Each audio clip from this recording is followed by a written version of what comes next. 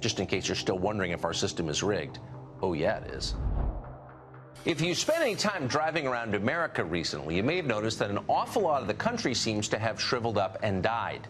Take a trip on Route 2 in Maine sometime and count the boarded-up paper mills and abandoned houses you see. Or head down Route 23 in Michigan or Ohio and consider the empty factories ringed with barbed wire. You'll see a lot of them. Outside the coastal cities, scenes like this are everywhere. This is your country now. Shuttered car dealerships next to defunct restaurants, across street from thrift stores and methadone clinics. That's America. Community after community. Desiccated. So what happened? Well, a lot of things happened. Some of them are complicated and hard to change. But one of the big factors in this slow-moving disaster is the utter transformation of the way our leaders think about the American economy. Your average finance mogul looks at workers merely as costs to be reduced or eliminated entirely. Private equity isn't building a lot of public libraries these days. Instead, the model is ruthless economic efficiency. Buy a distressed company, outsource the jobs, liquidate the valuable assets, fire middle management, and once the smoke is cleared, dump what remains to the highest bidder, often in Asia. It's happened around the country. It has made a small number of people phenomenally rich. One of them is a New York-based hedge fund manager called Paul Singer, who, according to Forbes, has amassed a personal fortune of more than $3 billion. How has Singer made that money? The practice is called vulture capitalism, feeding off the carcass of a dying nation.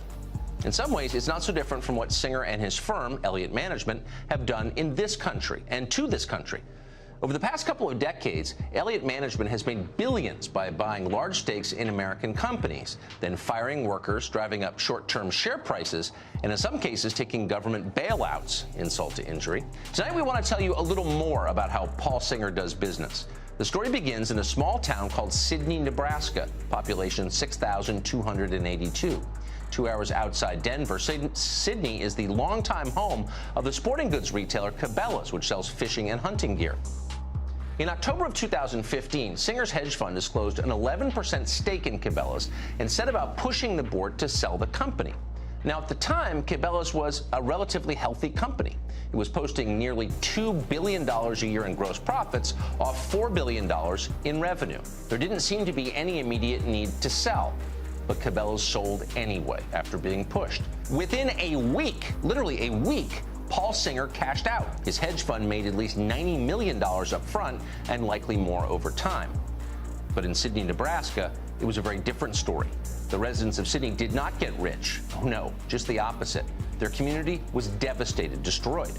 The town lost nearly 2,000 jobs. A heartbreakingly familiar cascade began.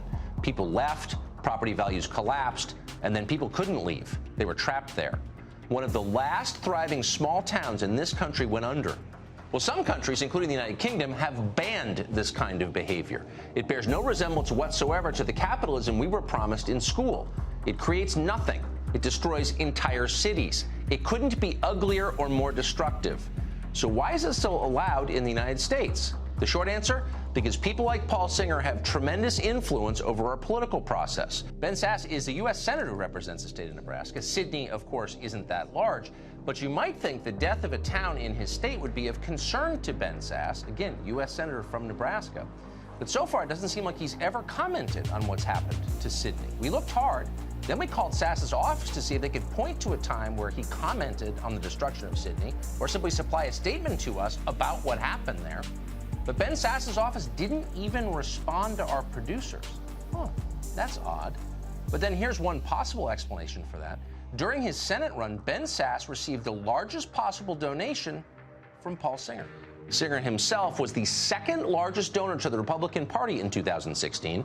He's given millions to a super PAC that supports Republican senators.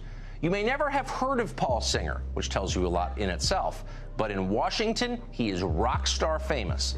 And that may be why he's almost certainly paying a lower effective tax rate than your average fireman. Just in case you're still wondering if our system is rigged. Oh, yeah, it is.